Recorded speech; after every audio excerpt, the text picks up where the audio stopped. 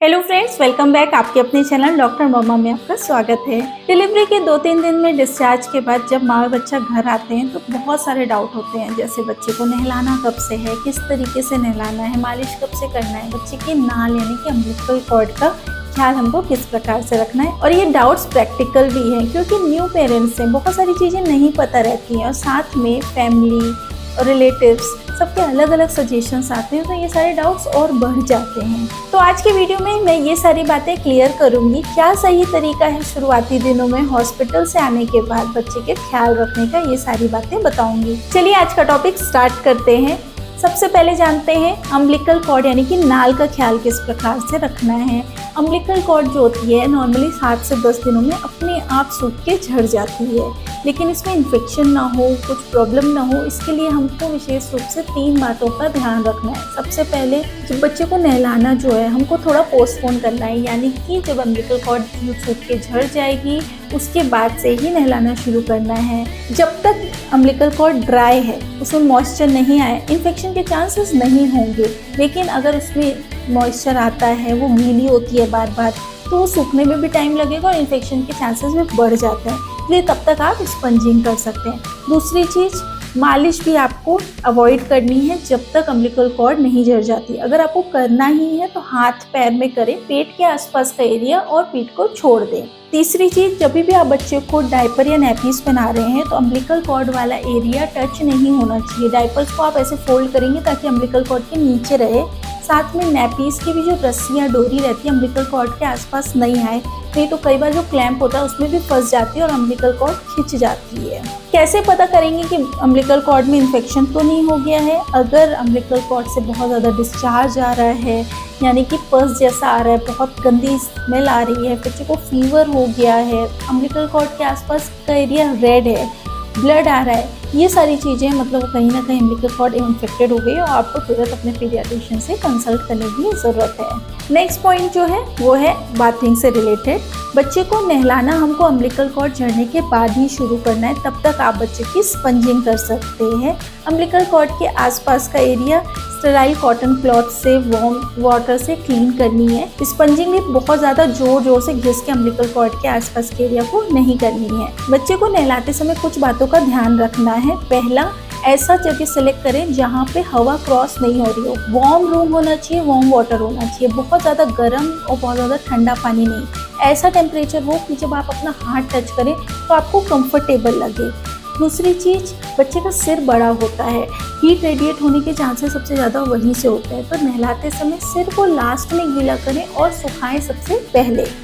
Immediate clothing, नहलाने के बाद तुरंत आपको बच्चे को कपड़े पहनाना है। नहलाने के बाद बहुत देर तक तेल लगा रहे, पाउडर लगा रहे, ऐसा नहीं करें, तुरंत कपड़े पहनाएं, नहीं तो ठंड लगने के चांसेस बढ़ जाएंगे। नेक्स्ट बात करते हैं बच्चे की स्किन केयर से रिलेटेड।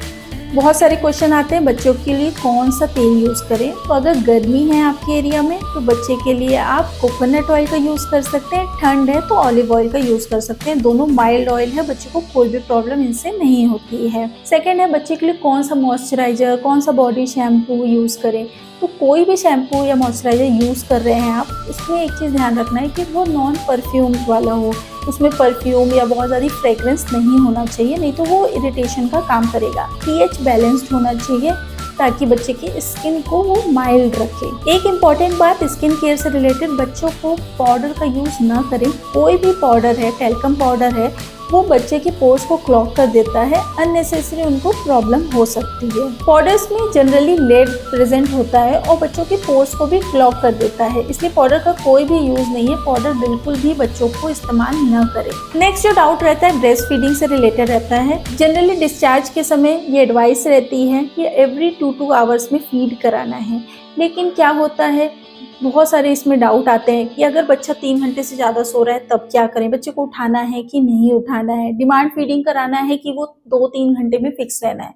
तो इसके लिए एक रूल है, जब तक बच्चे का बर्थ वेट क्रॉस नहीं होना है, यानी कि अगर बच्चा 3 किलो का पैदा हुआ था तो शुरुआती 7 से 10 दिनों में उनका वेट कम होता है, उसके बाद धीरे धीरे बढ़ने लगता है।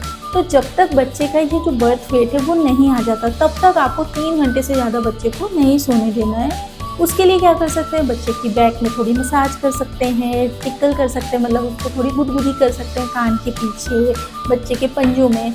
उससे बच्चा थोड़ा सा अवेक हो जाएगा और वो फीड करना शुरू कर देगा। फिर जैसे ही बर्थ वेट क्रॉस हो जाता है तो आप डिमांड फीडिंग कर सकते हैं, यानी कि जब भी बच्चा डिमांड करेगा उसके बाद आपको फीड कराना है। अगर थोड़ी देर ज़्यादा भी सोता है तो फिर सोने दे सकते हैं। दिन भर में आपको 8 से 10 बार तो फीडिंग करानी ही करानी है, एंड स्पेशली नाइट में 2 से 3 बार फीडिंग करानी है, ताकि ब्रेस्ट मिल्क सप्लाई धीरे धीरे अच्छे से बढ़े। नेक्स्ट बात करते हैं यूरिन से रिलेटेड। न्यूबॉर्न बेबी 48 आवर्स के अंदर यूरिन पास कर देता है। उसके बाद आपको ये ध्यान रखना है कि बच्चा at least 6 to 8 times urine pass करना चाहिए, यानी कि कई बार पता नहीं लग पाता है क्योंकि बच्चा जब पॉटी करता है उसके साथ ही सुसु कर देता है। तो अगर आपको बहुत ज़्यादा ऐसा नहीं अंदाज आ रहा है तो आप दिन में कॉटन की नैपकिन्स पहना के रखिए, रात के टाइम आप डिस्पोजेबल डायपर्स पहनाएं, उससे थोड़ा बहुत आइडिया लग जाएगा। अगर बच्चा दिन भर में 6 to 8 टाइम्स यूरिन पास कर रहा है, इसका मतलब वो वेल हाइड्रेटेड है, यानी कि वो अच्छी तरीके से मिल्क ले रहा है और उसको कोई भी मिल्क की कमी नहीं पड़ रही है। क्योंकि ये बहुत कॉमन डाउट है कि मेरा मिल्क सफिशिएंट हो रहा है कि नहीं हो रहा है, ये स्पेशली न्यू मॉम्स के लिए। तो अगर बच्चे का वेट गेन हो रहा है और 6 to 8 टाइम्स यूरिन पास कर रहा है, इसका मतलब बच्चा अपना फीड प्रॉपर ले रहा है। अगला जो बहुत कॉमन डाउट आता है वो बच्चे की पॉटी से रिलेटेड रहता है। स्टार्टिंग में शुरुआत में बच्चा ग्रीन कलर की पॉटी करता है, ग्रीन ब्लैक कलर की, धीरे धीरे 7 दिन लग जाते हैं उसको नॉर्मल येलो कलर आने में। इस बीच में काफ़ी सारे कलर चेंज कर सकता है, इनको ट्रांजिशन स्टूल्स बोलते हैं। एंड नंबर ऑफ स्टूल्स पे भी बहुत डाउट रहता है। देखिए, जो प्रॉपर ब्रेस्ट फीड बेबी होते हैं वो दिन भर में जितनी बार फीड करते हैं उतने टाइम पॉटी कर सकते हैं। इसका मतलब उनका डाइजेस्टिव सिस्टम अच्छा काम कर रहा है, उनके इंटेस्टाइन मैच्योर हो रही है, आपको बिल्कुल भी घबराने की ज़रूरत नहीं है। आई होप ये सारे मोस्ट कॉमन आज जो डाउट्स हैं आपके आज क्लियर हुए होंगे। फिर भी अगर कुछ डाउट रह जाता है तो आप कमेंट करें, हम पार्ट 2 बना के उसमें ये सारी चीज़ें कवर करेंगे। आई होप आज की इन्फॉर्मेशन आपको हेल्पफुल लगी हो। अगर वीडियो पसंद आया तो वीडियो को लाइक करें, चैनल को सब्सक्राइब करें एंड ज़्यादा से ज़्यादा लोगों के साथ इसको शेयर करें। Thank you.